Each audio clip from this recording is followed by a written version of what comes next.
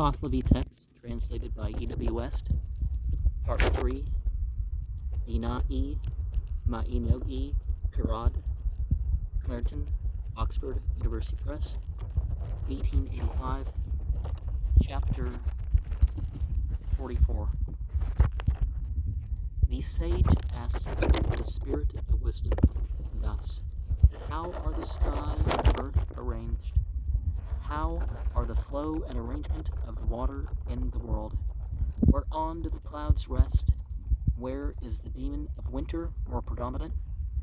And which country is the more undisturbed? The spirit of wisdom answered thus: the sky and earth and water, and whatever else is within them, are egg-like, ka yak dis, just as it were like the egg of a bird.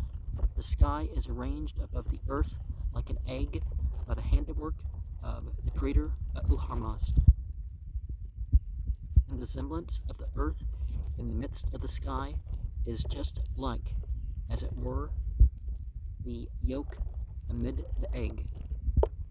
And the water within the earth and sky is such as the water within the egg. And the flow of the water of every kind which is in the world is from the region of Arzah. There, where the sun comes up, and its downward surge, Nigun Balisno, is towards the region of Sava, where the sun goes down and the surging goes on. Abalisno of the water is into the sea Putik, and from the sea Putik it goes back to the sea or Kash. The abode and seat of the clouds are on Alburz. The demon of winter is more predominant in Airan Vago, and it is declared by revelation that in Airan Vago there are 10 months winter and 2 months summer, and even those 2 months of warm weather are cold as to water, cold as to earth, and cold as to plants. And their adversary is the winter, and the snakes therein are many, while their other adversary is little. It is declared that Uharmazd treated Airanbago better than other places and districts, and its goodness is this, that the life of the people is 300 years, and of the oxen and sheep 150 years. Their pain and sickness also are little. They fabricate, Drugend, no lies. They make no lamentation and weeping, and the domination of the demon of greediness, Oz, in their bodies is little. When they eat 1 loaf among 10 men, they are satisfied. And at every 40 years, 1 child is born from 1 woman and 1 man. Their law also is goodness, and their religion, the primitive faith. And when they die, they are righteous. Their spiritual chief, Ratu, likewise is Gopa Ito, and their lord and king is Srosh. And verse 35, Srosh, the angel of obedience, see chapter 2, verse 115.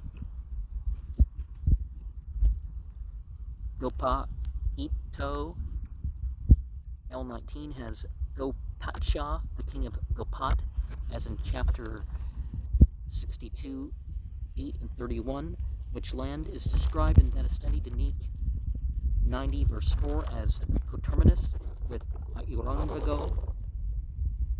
Aglerad and his son are called kings of Gopat and Gunbahis 29:5 to 31:22, and Gokpato is said to be in the non-Aryan countries in the Sudkarnas, see that is 90 verse 8.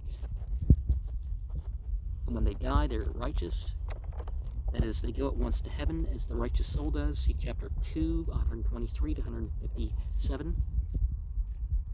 Verse 33, the primitive faith. The Avestan pa o irio ka asha, a term applied to the true monster-worshipping religion of all ages, both before and after the time of Zarathustra. One woman and one man, 32. Compare chapter 62, verse 17. Now, it is fully possible that humanity started with two individuals.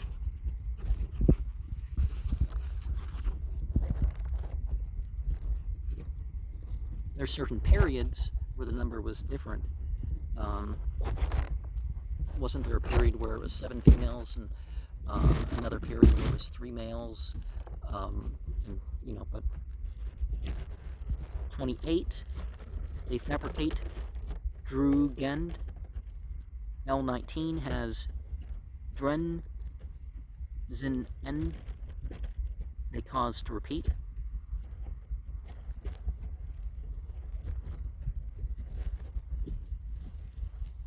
So there are lies going about, but they're, you know, ones that have been passed on.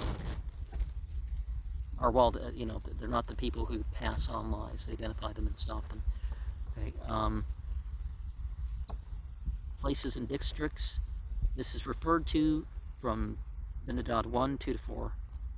Oh, wait, no. 300 years, compare chapter 62, 18.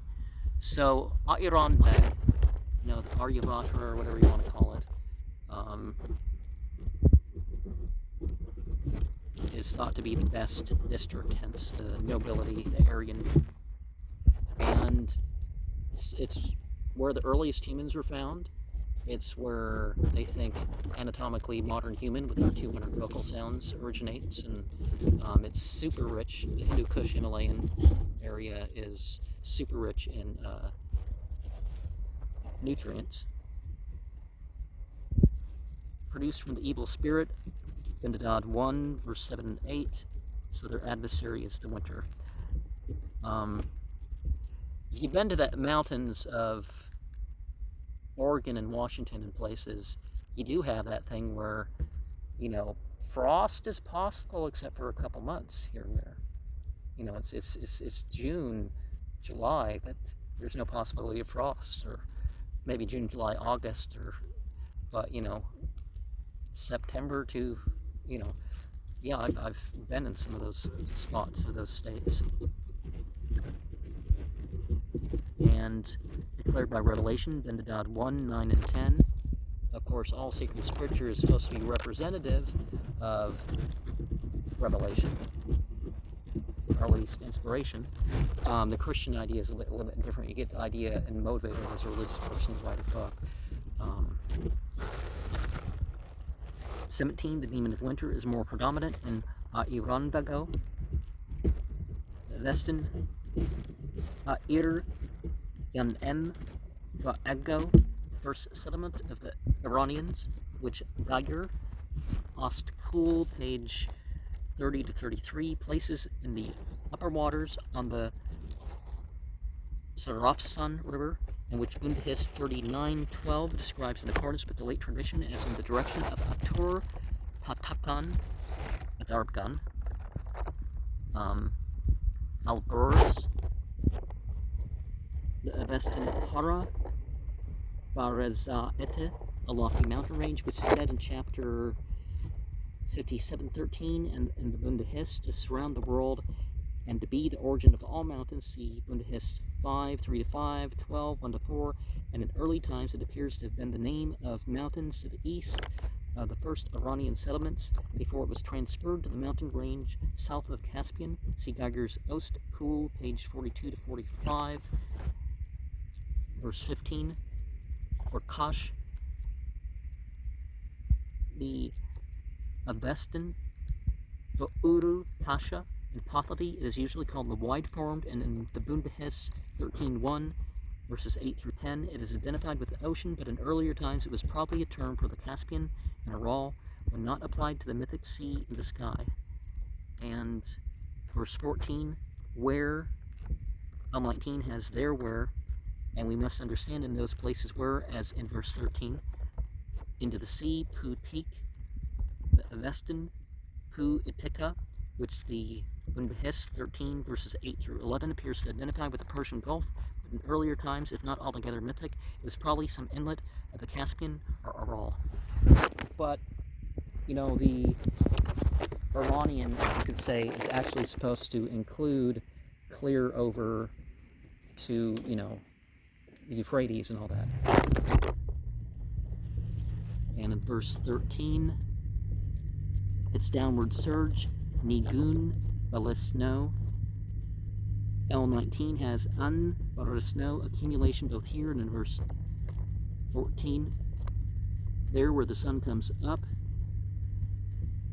This clause and the corresponding one in verse 14 seems to be at variance with the statements of the Bunbahis, chapter 5, verse 8, 11, verse 3, that Arza is in the west and Sabah in the east. Nergosang has therefore transferred the conjunction and to the beginning of the section in both cases so as to make the eastern waters flow towards Sabah and the western waters into the sea. If, however, we understand there to mean in those places and not to refer to the region whose name it follows, we may conclude that the statement here is to the effect that in the west the water flows from Arza, the western region, and in the west towards Sabah, the eastern region, which might be true if we place the east in China or Bengal and the west in Armenia or Mesopotamia. Well, depends on how far we consider part of China, right? And the west, Armenia or Mesopotamia, but we're probably meant to imply the whole of the water flows through the central region of Kavani Ras.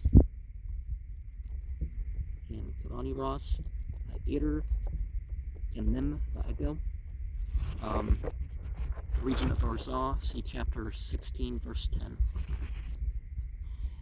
And verse 11, such as the water within the egg.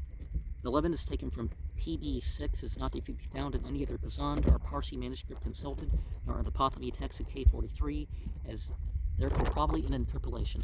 Now, people really did believe this way of thinking of the Earth is, now the Earth is kind of egg-shaped, kind of spherical. It's not really the eater, you could say, like a ground bird egg. L19 has and the earth within the sky, in the midst of the sky. In verse 10, the sky is arranged above the earth. Verse 9, L19 adds and below the earth, just as it were. Verse 8, L19 has are arranged as. The reading of dis, like, is rather uncertain. L19 has within the sky, within them, verse 8. Okay, or egg-like, ka-i-yak dis. So some of the ways of referring to could have been, they just didn't have the adequate language, or, you know, we understand it's not quite like this or like this, so it's like an egg. A lot of people criticize, or are too quick to criticize religion when it doesn't really exactly say what we've said is wrong, or puts it into context where you're supposed to think more about the meaning than exact colors and shapes and stuff.